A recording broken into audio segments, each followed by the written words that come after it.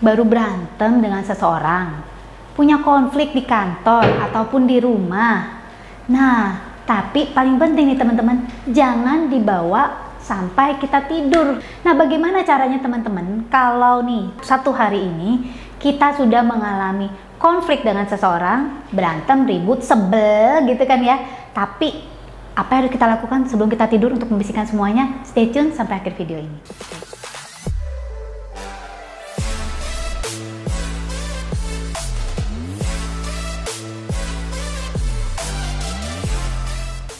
Oke teman-teman, welcome back di Teta Migi TV channel. Teman-teman, pernah kan? Mungkin sering, jangan sampai sering ya teman-teman. Kalau kita nih dalam satu hari ini kita ada konflik dengan orang, mungkin kadang-kadang dengan rekan kerja, dengan orang rumah, dengan pacar, atau bahkan dengan partner, pasangan gitu ya, suami atau istri. Tetapi kita mikirin terus sampai kita mau tidur teman-teman. Ngomong-ngomong saya juga berdosa soalnya teman-teman ya. Nah, tapi ternyata ini sangat-sangat tidak boleh teman-teman. Kenapa? Karena ya ketika kita charge with that emotional charge gitu ya, ini kan sebutnya emotional charge. Ini emosi tinggi. Emosi tinggi bukan emosi tinggi yang positif lagi ya, emosi tinggi negatif. Ketika kita bawa dalam tidur, ini akan menjadi imprint negatif di dalam diri kita. Ya, sehingga akan menciptakan satu attraction atau tarikan, runtutan dari hal-hal yang semakin gak enak ke depannya teman-teman. Jadi ketika kamu bangun, bukannya kamu segar, kamu pasti merasa feel drain gitu ya, merasa badannya makin capek. Kenapa? Ya iya, ketika mau tidur dicekokin begituan ya.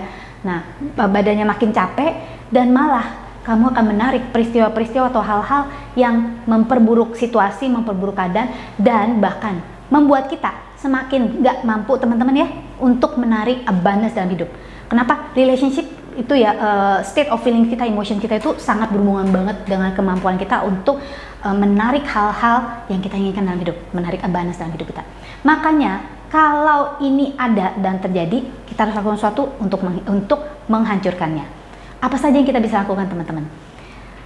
Hari ini saya akan bagikan beberapa tips. Yang pertama, kalau kamu bisa mampu dan orang ini ada di dekat kamu, usahakan teman-teman resolve ya. Jadi bicarakan konflik ini sebelum tidur dengan tenang, dengan kepala tenang ya. Tapi kalau misalnya dua-dua pihak masih marahan gimana? Nah itu harus ada salah satu yang mulai, terutama kamu, terutama kita ya, kita yang mulai. Kenapa? Ingat, ketika kita konflik berarti kita nggak setuju terhadap suatu hal, tetapi efeknya teman-teman, kamu mau sebelin orang ini dan susah untuk mampun dia, dan itu membuat kita punya aura nggak enak, atau kamu mau lepaskan dan let go. Itu pilihan ada di tangan kita ya. Jadi sebisa kita mampu, kalau memang bisa ya udah diselesaikan aja masalahnya, dibicarakan dengan pikiran tenang gitu ya, dengan hati yang tenang, minta maaf kalau emang kita perlu gitu kan, dan segera lupakan. Akhiri dengan pelukan kalau bisa ya teman-teman. Kalau ini pasangan atau partner kamu, akhiri dengan pelukan, saling memaafkan sehingga bisa move on atau lanjut. Hopefully pasangan atau partner kita, pacar, kekasih, suami atau istri ya, adalah seseorang juga punya emotionally smart gitu ya. Kalau dia emotionally smart, dia juga akan mengerti konsep ini dan dia juga akan mengikutinya. Oke? Nah, tapi apa yang harus kita lakukan ketika hal ini tidak memungkinkan ya?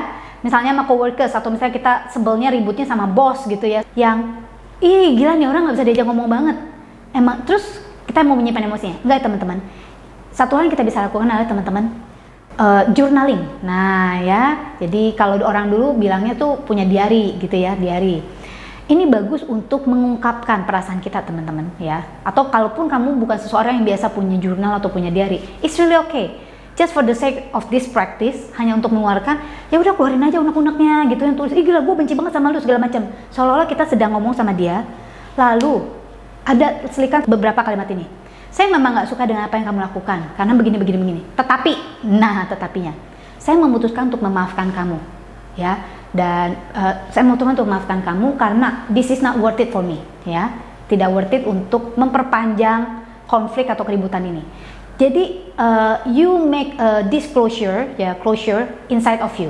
Kita menyelesaikan dengan diri kita, seolah-olah orang ini ada di depan mata kita, tetapi kita selesaikan. Ingat, Ya teman-teman, kita melakukan ini bukan demi kebaikan orang lain ya, tetapi demi kebaikan diri kita. So do this, oke? Nah, hal ketiga yang kita bisa lakukan teman-teman, ya kalau memang bukan sesuatu yang masalah yang besar atau apa, kalau memungkinkan teman-teman, spend time in nature ya, jadi habiskan waktu di alam terbuka. Misalnya, kalau di dekat tempat kita tinggal atau di dekat tempat kita kerja, ada taman gitu ya, ada taman. Dan kamu coba habiskan waktu di situ ya untuk berada di alam terbuka. Alam terbuka itu punya satu energi positif, punya satu energi keajaiban untuk healing teman-teman ya. Dan kita grounded. Kalau kamu pernah mengikuti beberapa video kita, pernah saya ajarkan gimana caranya grounded gitu ya, grounded di alam, sehingga segala negatif emotional, negative charge-nya kita bisa grounded ya, dan kita bisa kembali dengan lebih segar, oke? Nah, hal lain yang kita bisa lakukan teman-teman apa lagi? Coba dengerin musik yang calming. Sebaiknya sih kita lakukan beberapa hal yang sekaligus ya. Misalnya setelah kita belajar memaafkan, belajar closure ya dengan orang itu, kita kalau bisa pergi ke alam terbuka, hirup aja beberapa udara yang enak, dan ketika kita bisa di rumah, coba dengerin musik yang calming. Ingat, calm gitu ya teman-teman, yang kalem, yang menenangkan, yang membuat kita juga merasa apa teman-teman? Merasa tenang. Jadi state of mind kita tenang. Apalagi ketika kita sudah mau tidur ya, 30 menit sebelum tidur coba dengerin musik yang tenang. Kalau kamu bisa dan pernah ya, coba lakukan meditasi ya. Tujuannya adalah untuk meng-clear energi-energi negatif ya. Jadi ini berikutnya teman-teman ya. Dan mengembalikan state kita kepada state energi yang positif ketika kita tidur, sehingga nanti tidur kita itu tidur kita ini menjadi tidur yang bermanfaat ya, tidur yang rejuvenate, dan ketika kita bangun kita jadi segar, jadi istilah kata nih, lupa tuh masa lagu siapa gitu ya, dan kita jadi lebih siap untuk menghadapi hari baru dengan lembaran yang baru. Hal lain yang kita bisa lakukan teman-teman, ada satu lagi nih teman-teman ya, kamu bisa membayangkan untuk ya clear up negative energy sambil mandi. Nah, mandi pakai air dong teman-teman. Nah, ketika kamu mandi teman-teman, ketika air diguyur badan pakai air gitu ya, entah pakai shower, entah pakai gayung, bayangkan air itu adalah energi positif ya, energi dari Tuhan yang membersihkan negatif-negatif dalam diri kita. Kalau saya lagi sebel banget, lagi negatif, emotional charge-nya tinggi gitu ya, tapi ini udah jarang banget sih teman-teman.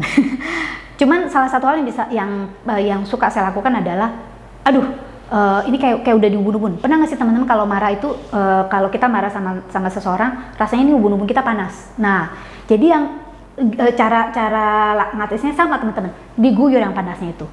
Guyur, bayangkan kalau kamu itu kalau panas itu seperti ada api di sini, kamu seperti membuat apinya padam. Rasakan kesegarannya, rasakan bahwa segala negativitas, segala kemarahan kamu, segala kebencian, kesebelan, ya. Itu hilang terbawa dengan air ya. Jadi sambil mandi itu adalah bukan hanya membersihkan tubuh, kita bisa menggunakan kesempatan mandi adalah kesempatan untuk membersihkan tubuh mental kita, selain tubuh fisik kita ya, tubuh mental, tubuh emosional kita bersihkan ya. Kalau memungkinkan misal warm bath gitu ya, sebenarnya ada benar-benar some physical routine yang kita bisa lakukan ketika mandi untuk absorb negative energy, misalnya pakai Epsom salt gitu ya, tapi ini lain lagi ya teman-teman. Tapi mandi biasa pun dengan cara itu udah sangat membantu. Nextnya satu lagi nih, boleh juga teman-teman baca sesuatu yang uplifting tepat ketika kamu mau tidur ya. Uplifting maksudnya yang lucu, yang menyegarkan ya, atau buku-buku personal development yang bikin kamu semangat lagi ya teman-teman, yang bikin kamu lupa masalah kamu dengan orang itu gitu ya teman-teman ya. Dan kalau ini memungkinkan, jadi state kamu ketika tidur ya, yang paling penting adalah kembalikan semuanya ke state yang positif, sehingga tidur kamu menjadi tidur yang bermanfaat dan kamu bangun dengan segar, dan bahkan kalau bisa bangun dengan keadaan yang sangat positif teman-teman. Oke, dari beberapa tips yang saya bagikan, teman-teman ketik komen di bawah ini yang mana yang mau kamu lakukan sekarang juga, yang mana kamu udah berjanji ya nih, ya ini coach nih, mulai dari sekarang saya akan lakukan ini dan ini. Teman-teman stay tune di video kita di channel Tata Mungki TV channel, di mana channel ini banyak bahas tentang law of attractions, tentang manifestation and abundance, tentang money mindset, money management, dan tentang healing teman-teman ya. So this is about your mental health ya, karena semua berhubungan. Nah teman-teman, Kalau yang belum, tekan tombol subscribe ya dan notifikasi.